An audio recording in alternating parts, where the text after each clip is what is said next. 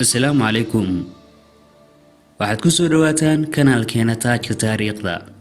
waxaan halkan idinkaga soo gudbin doonaa mowduuc xamaasadiisa wata kaasoo ku qotoma jasiiradii la waayay ee ku taalay badweynta Atlantika. waxaa intuu mowduucan socdo kaga bogan doontaan xogo ku saabsan jasiiradaasi.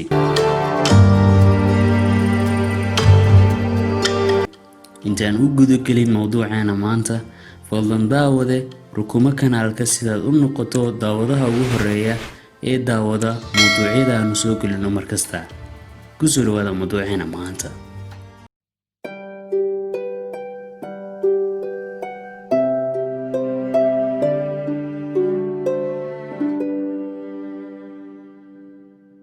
waqooyiga badweynta Atlantika 200 oo mayl galbeedka Ireland, sida hirka badda oo sii fidaya inta ishu wax ka arki karto.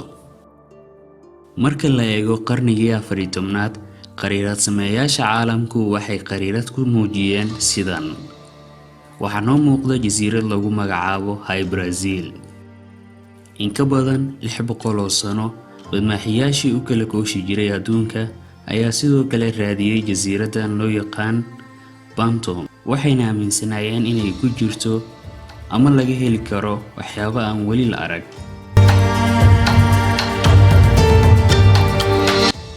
jasiiradan lama arki karo markii laga reebo 7 sano oo markaasoo la arki karo balse aan la gaari karin.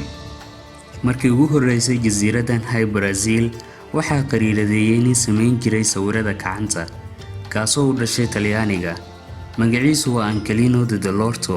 sanadkii 1325 wuxuu qeexay in jasiiradan u samaysan tahay qaab sirkala ama wareegaas sida u taqaanid.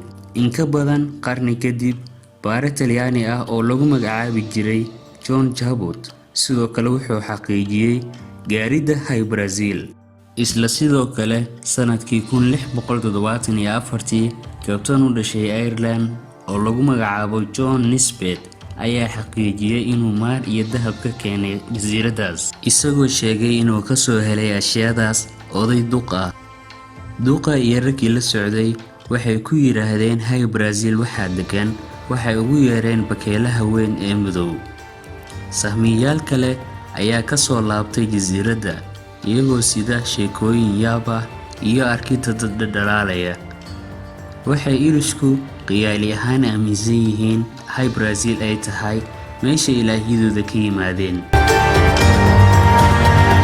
markii taariikhdu ahayd 1684, mid ka mid ah taariikhyahanadii ugu horeeyay ee Ireland, Roderick O'Flaherty, ayaa ku qoray macluumaad ku saabsan Brazil buugiisa, isagoo ku qeexay in jasiiradda la sixray, isla markaana sheegay in jasiiraddu ku qarsoon tahay amarka khaaska ah ee Allah, isagoo aaminsan in marka xaaladda dunidan hagaagto soo shaac bixi doonto jasiiradaasi.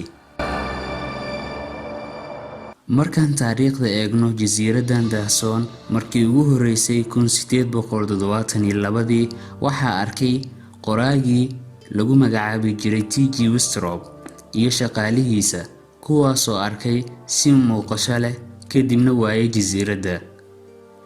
waxaa booqday dad badan qarniyo iyagoo ugu magac daray dhulkii ballanqaadka, laakiin jasiiraddu ma noqon mid ku sii raagta qariiradda adduunka. hadday jirto jasiiradan ama haddii jiri jirtay, weli waa mid adag in la ogaado macluumaadkeeda. intaan ku kulmi doono mowduucan mowduuc xiga, waxaan idinkaga tegayaa. Wassalaamu calaykum waraxmatullaahi wabarakaatuh.